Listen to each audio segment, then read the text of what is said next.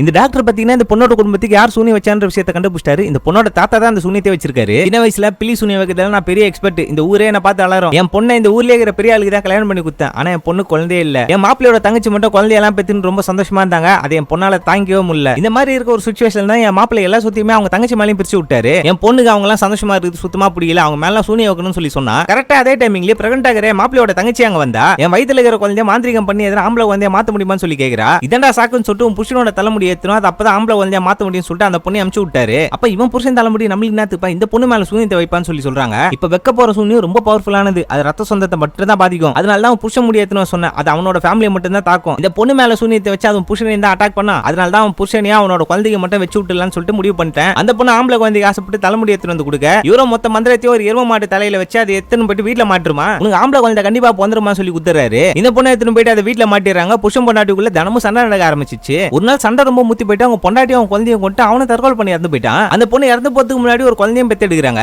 என் பொண்ணுக்கு குழந்தை இல்லாதனால அந்த குழந்தைய எடுத்து வளர்க்குறேன்னு சொல்லிட்டா. நான் அப்பவே என் பொண்ணு கிட்ட சொன்னேன், இந்த செய்வினை கண்டிப்பா இந்த குழந்தைய தான் பாதிக்கும்னு சொல்லிட்டு. அந்த குழந்தை ஒரு பெண் குழந்தை, அதுதான் திவ்யா. அதனால தான் திவ்யாவோட வாழ்க்கையில சின்ன வயசுல இருந்தே ரொம்ப பிரச்சனை போயிட்டே இருக்கு. இந்த விஷயத்தெல்லாம் கேட்டு அவங்க ரொம்ப கதறி ஆரம்பிக்கிறாங்க. இந்த சூனியத்தை வச்சு தாத்தாவோட தலைமுடிய பிடிங்க, அந்த சூனியத்தை அவர் மேலே திருப்பி விட்டு அந்த எரும மாட்டி எரிச்சிட்டாங்க. இந்த சூனியத்தோட பவர் தாங்க முடியாம அவங்க ரெண்டு பேரும் இறந்து போயிடுறாங்க. அப்படியே அந்த படத்தையும் முடிக்கிறாங்க.